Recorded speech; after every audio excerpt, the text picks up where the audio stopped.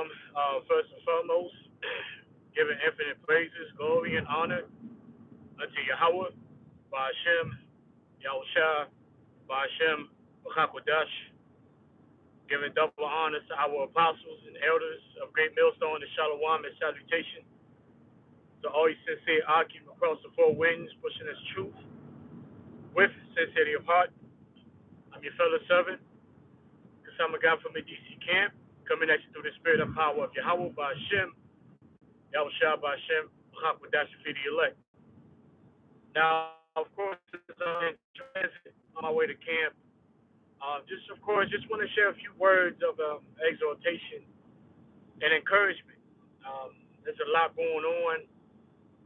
You know, we living in some interesting times, as we know. You know, we are on the precipice. We are on the precipice of the Third World War. We are on the precipice of the mark of the beast, which is the RFID microchip. We are in the precipice of all hell breaking loose. And these are the times that really try man's souls. You know, when we first came into this gospel, especially, you know, our generation back in 2007, then, of course, you have the elders and apostles that came way, way, way earlier than that. But the trials and tribulations that we faced, you know, were at a certain level, you know, and back then the trials was really tough, you know, for the level that we were in at the time and the level of faith that we had. But as the faith grew, the trials and tribulations grew as well. So now we come into what you call a crescendo, a time in which everything is going to be elevated and it's going to be some really, really evil and bad times. Way worse than anything that we've seen before. You know, it tells you that in Daniel's the 12th chapter, the level of evil that's coming upon the earth has never been seen before. And the mentality of the people, the mentality of the nation of Israel, so-called Negroes, Hispanics, and Native Americans, the majority of our people, their mentality is full-on degeneracy, right? There's only really a few Israelites that are not in the truth, that are getting their spidey senses are kicking in, and they can tell that something is not right. You know, a lot of conversations that I have even at work, a lot of people saying, well, society hasn't been the same post-COVID. You know, that's the truth. Society hasn't been the same. It's elevated. And now we inching closer and closer to basic necessities being removed and taken away. You know, there's a saying, you know, everybody should know about the saying by now, right? Bad times make strong men. Strong men, you know, make good times. Good times make weak men, right? Weak men make bad times. And then the bad times make strong men. So we are in that process of weak men making bad times. You know, this society has been ultra feminized. Um, the gynocentric system has really broken down the men. The testosterone level is at an all-time low. Manhood is really non-existent. When it comes to this gospel, we had to actually learn, you know, how to become men. All right, that's the reason why you go through all these trials and tribulations, and sometimes, you know, you go through trials with, you know, with your own brothers, right? You know, your fellow warriors. You know, it's because the manhood part of Esau's system, Esau Edom, the devil that the Bible speaks of, part of his system was to feminize the men. All right, so how do you feminize the men? You feminize the men by first, you know, strengthening the women, having a full system, you know, breaking down the families, right?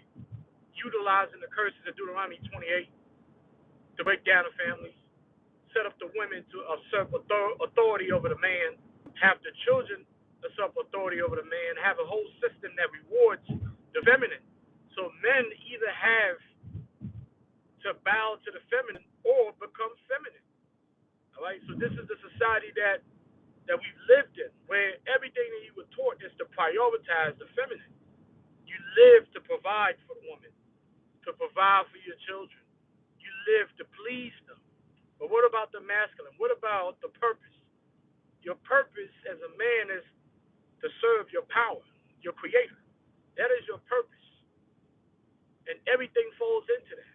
The woman has to serve you.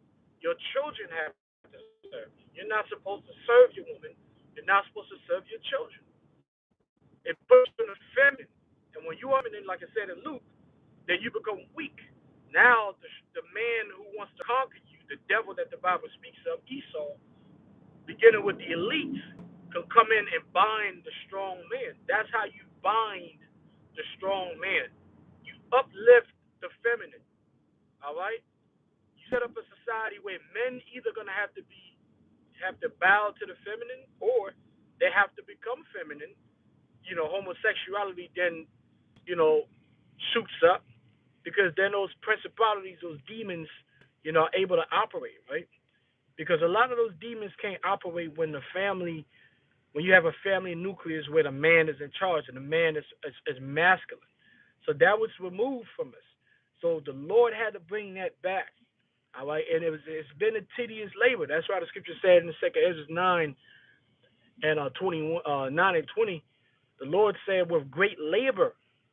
All right, talking about that cluster, has He reserved that cluster with great labor. So this is the labor of the Lord.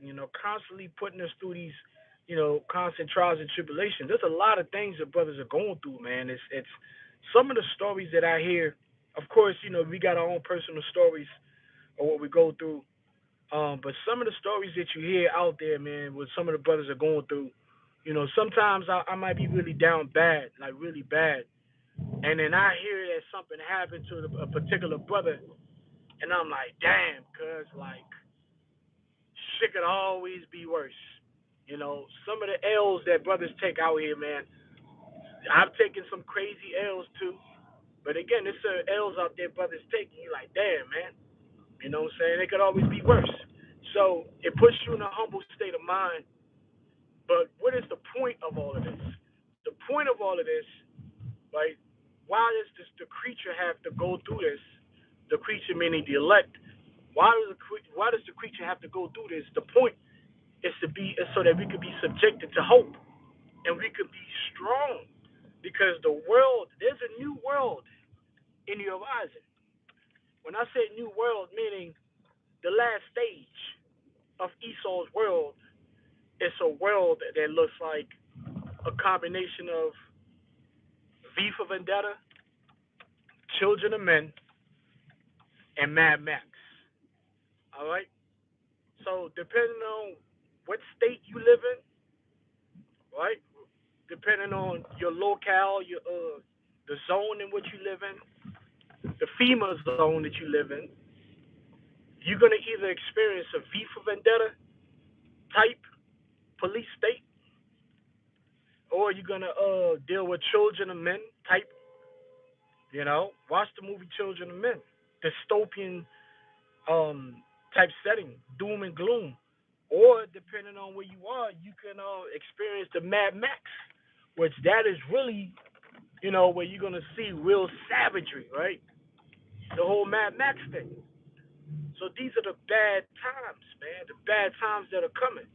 So a lot of those bad times, those things are gonna break men, women, and children. You already know women are gonna be broken down. I mean, there's a great humbling that's coming for Babylon the Great, the virgin daughter of Babylon, aka the United States. There's a great humbling coming for the women and the children, because in this society, children basically are also set up above the men. The women and the children are set up above the men. The laws are set up. The laws are set up to set the women and the children above the men, right? So when the bad times come and all these systems break down, the weak are gonna, they're gonna suffer tremendously. Which the ones that are naturally weak and defenseless are the women and children. They're gonna suffer tremendously. Now the elect women and children are gonna be all right. They're gonna be protected by the Lord's angels. All right, the 144, the 1/3, here in Babylon the Great, in the midst of chaos, the Lord is gonna use His angels and protect them. All right, but the majority of Babylonians and the majority of you Israelites, you niggas, space and wetbacks, you're gonna suffer a grievous death, as stated in Jeremiah 16. Read Jeremiah 16. Jeremiah saw the grievous deaths. So now, when you're talking about the men, we as hopeful elect, all these trials and tribulation we've gone through, and whatever you're going through right now, you always have to remember that this is preparation for the final exam, right? The final test. All right, and this is the thing. We know how scary things are gonna be because of what the scripture told us. The shit is gonna be crazy. But what's gonna happen? I have no doubt. What's gonna happen is that you're gonna be shocked. I think you're gonna be shocked at how cool and collected you are in the midst of chaos. And I think that's when brothers, because see, right now we're going through the trials, and we getting our asses, we getting our asses handed to us by Satan. But and the trials sometimes is short, sometimes long. It's a lot of losses, sacrifice, pain, and suffering, patience. So you cannot see, you can't really see the result of that training right now. But when the bad times come, everybody else around us is going to break down.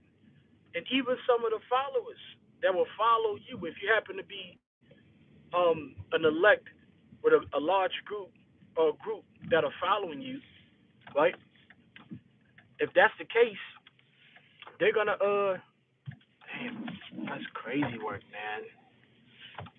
Trying to put me in this fucking situation, bro. Man, this is a lot here. I gotta break the rules a little bit. I had to break the laws a little bit, man, so I can get out of the jam. But nah, going back to what I was saying, if you happen to be one of those Israelites elect with a following when all hell breaks loose, a lot of them are gonna panic, right? But they're gonna be astounded at how cold, ice cold you're gonna be when all hell breaks loose. That is gonna be a major advantage when all hell breaks loose. The decision, it's kind of like when you see a person that fights that's not used to fighting, and they're just throwing shit. The heartbeat is high, the adrenaline is high, and they're just throwing shit out. Crazy haymakers. They don't have a plan, right? But then you see professional fighters. They have a plan. They have setups. They're quiet. They're calm, and they're thinking while they're getting punched. Which most people cannot do that. Right? In the midst of pressure, most people can't think. They can't set up next moves. So we're gonna actually be able to do that. All right, we're gonna be able to set up the next. We're gonna know what's going on and make the proper decision through the spirit and power of Yahweh by Shemel Shah. So that is a great advantage that we're gonna have, because these bad times, these bad times are making strong men. All right, and the real strong men, guess what, are the men of the Lord, the hopeful elect. So I'm almost at camp. I just want to, just share, words of encouragement, man. Like, don't get down. Don't get too down, man. Like, I know brothers getting their asses kicked. We all getting our asses kicked, and Satan is really ramping up right now, man. He's really doing some damage to, a lot of brothers. But that damage is to make you stronger, right? Satan is because think about it. This is how you know. This is how you know these trials.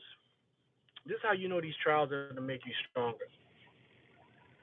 Because Satan is attacking you in your weak points.